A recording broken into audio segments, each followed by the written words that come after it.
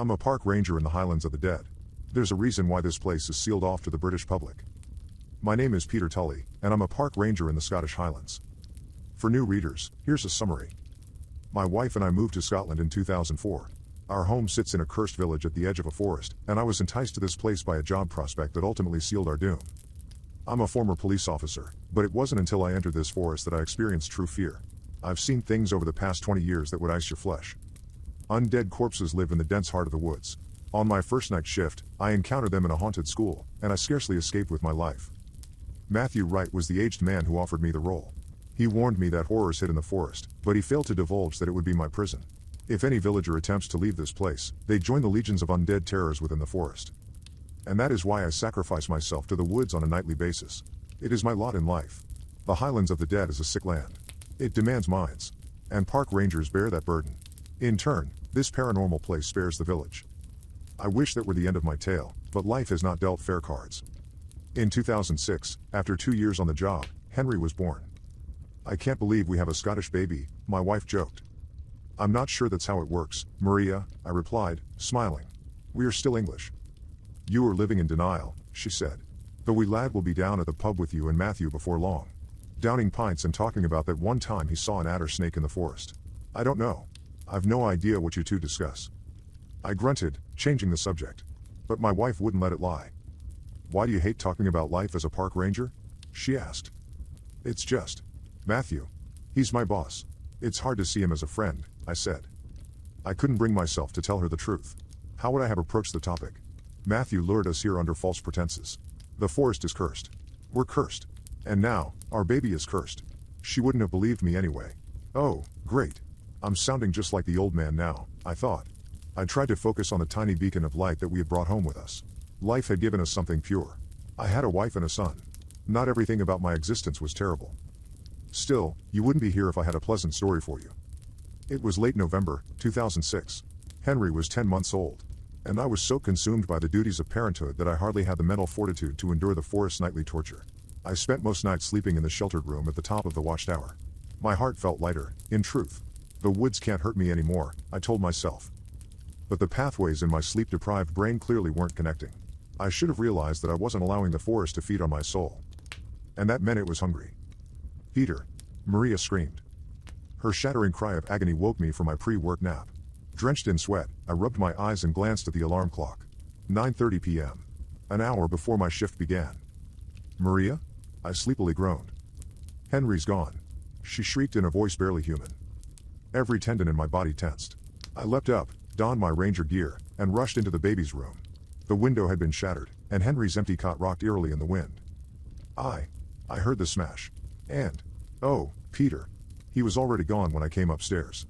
Maria sobbed, before screaming again. Who would take him? Who would do this? I don't know, Maria, I said, embracing my wife. But we'll bring him home. I will find him. I ran out of the house, beelining for my car. I noticed black clouds blending with the night sky. A storm approached. My neighbor, Tommy, was standing in his front garden. With elbows pointing outwards, he clasped his hips with his hands. He was sucking his teeth and disapprovingly shaking his head. Careful on your shift tonight, Peter, he warned me. Weather's taking a Tommy, I need you and Maggie to watch Maria for me, I said, unlocking my car. The man frowned. What the devil is the matter with you, lad? I pointed animatedly at the non-existent second-floor window. And when Tommy looked up at it, his eyes widened. What's happened there? He asked. I don't know, I said, opening the car door. But I don't care about that, Tommy. Henry's gone. I didn't stop to say anything else. Something in my gut told me that I had to drive. Henry was in the forest. I could feel it. I sped through the deserted streets of our village, heading onto the curved road which led into the Highlands of the Dead. And as I drove, I became aware of a growing rumbling from the sky above, a guttural groan. And then a blinding bolt of lightning illuminated the forest ahead. It was followed by a menacing thunderclap and a torrential downpour of rain. When I eventually reached the watchtower, the storm had reached a feverish crescendo of light and sound. The wooden structure was swaying uncertainly under the strain of the wind's endless onslaught. And as another lightning bolt struck the forest, it illuminated the sheltered room at the top of the watchtower. That was then I noticed something truly dreadful. The silhouette of a tall creature with spindly arms and legs. It almost had the shape of a woman. And in its arms, it cradled a bundle. Henry. The lightning disappeared, and the room plunged back into darkness. I flew out of my car and trudged through the thick, slushy muck leading up to the watchtower staircase. Lighting the way with my torch, I took the steps 2 at a time, repeatedly losing my footing on the drenched metalwork. A sudden smashing noise startled me, and I braced myself against the handrail. I'm surprised I heard it over the roar of rain and thunder, but paternal instincts are unimaginably powerful, and the hair on my skin was standing upright. I leant over the side of the railing, looking up to the top of the watchtower. And then I screamed in horror as I saw 2 shriveled, discolored arms shakily stretching over the edge of the top floor's railing. Fingers of an abnormal length were curled around a familiar star-covered blanket. There was absolutely no doubt in mind. Henry was inside. No, I screamed. I was still 20 feet from the top of the tower. I wasn't going to make it in time. The fingers released, and the bundle plummeted. I felt the world slow around me. As I curled my back over the edge of the railing, I watched the blanket unravel above me, and little Henry, with limbs flailing, tumbled out of it. His terrified eyes were swimming with tears, and he screeched manically as he fell towards me. His body clunkily connected with my chest, and I frantically scrambled to scoop him up. Against all odds, I caught him. I lost my footing for a second, but I managed to brace my body against the railing. And then I pulled the 2 of us to safety. Heart racing, I fled down the staircase, and I was perplexed to find another park ranger vehicle parked alongside mine. It was Matthew. "What are you doing here?" I screamed over the rain. "Maria called me." Matthew shouted. "Is Henry okay?" "Leave us alone," I growled, barging past the man. "You've been sleeping up there on your shifts," Matthew continued. "Not venturing into the forest. Not feeding it. Have you been watching me?" I asked. "I have a village to protect, Peter," the man said. "Then you take over," I yelled. "I have a baby. I don't sleep. And you didn't say I couldn't spend my shift in the watchtower." "You haven't been giving the forest what it needs, Peter," Matthew said. "So, it found another way to get what it wanted." "You need to take Henry home," I said, ignoring the man's chastising comments. I took Henry's car seat from my vehicle and belted him into Matthew's car. Then, I turned to face the top of the watchtower. I hadn't seen the looming, slender creature emerge. Is it still up there? I wondered, bracing for the sight of a dark shape on the staircase. But nothing came. "I'm an old man. I don't have much fuel left in the tank, boy," the man coughed. "You don't want me to take the reins. I'd doom us all to oblivion." "What did I see up there?" I asked, ignoring him. A tall woman snatched him. "And? Dash woman?" Matthew asked, eyes wide and lip trembling. "Yes," I said. "Well, something that looked like one." Matthew eyed the watchtower, before running around to the driver's door of his car. He took one last look at me and uttered a parting warning. "Stay in the woods tonight," he cried hoarsely. "Do not retreat to the watchtower." I watched the man speedily drive away, and I sighed heavily. I cared only that Henry was being taken to safety. But as I stood in the heavy downpour, drenched to the bone, I wondered whether I might perish from hypothermia rather than whatever nightmare lurked in the woods. I had given the forest what it wanted.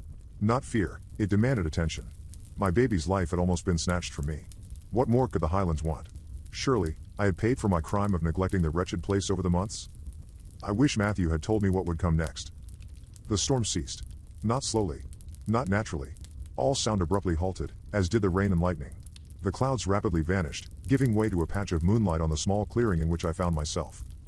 A rumble began beneath my feet. The sound of earth shifting. And then a hand sprouted from the soil before me, the same hand I had seen earlier in the evening. Spidery fingers shot outwards at a terrifying speed. Before I had a moment to react, the ghoulish palm had planted itself on my face. "I'm a park ranger in the Highlands of the Dead. There's a reason why this place is sealed off to the British public." I sank into blackness. I wasn't in the forest anymore. I was in the world of that woman. That thing. And she showed me terrors that, even after all of these years, I still struggle to put into words. I won't tell you all of the things I saw. Some things cannot and should not be seen. She showed me the bodies of my loved ones. Such visceral images, almost tangible. And I still remember Maria's face. Tears of blood trickled from her gouged eyes, staining her pale cheeks. The woman tortured me with these visions for hours. When I woke, I was tucked under a blanket in my car. I panicked for a second, believing I'd shirked my duty, but then I saw Matthew's car beside mine. He was sitting on the bonnet. I emerged from my vehicle on unsteady legs and checked my watch. It was sometime after 7 in the morning. The dawning sun cast a fantastic glow over a forest which suddenly seemed so calm and soothing. A different realm than the one of the night before. "I found you in the grass," Matthew said. "Thought you'd be more comfortable in the car." I nodded, not willing to thank the man who'd sentenced me to that hellish life. "It doesn't have to be this way," I said. "There has to be something that could end all of this." Matthew paused for a long time before saying something utterly unexpected. "You are not the only ranger burdened with this task. This undead affliction is a disease. It's spreading. There are other villages and hamlets cursed by her. What is she? I asked. Nobody knows, he replied. Somebody does, I said. I can't let Henry suffer this fate. I have to find a way to save him. No, I have to find a way to save all of us. I won't be around to see that, boy, the old man said. I'm so tired. And after so many years, I'm starting to understand what Matthew meant.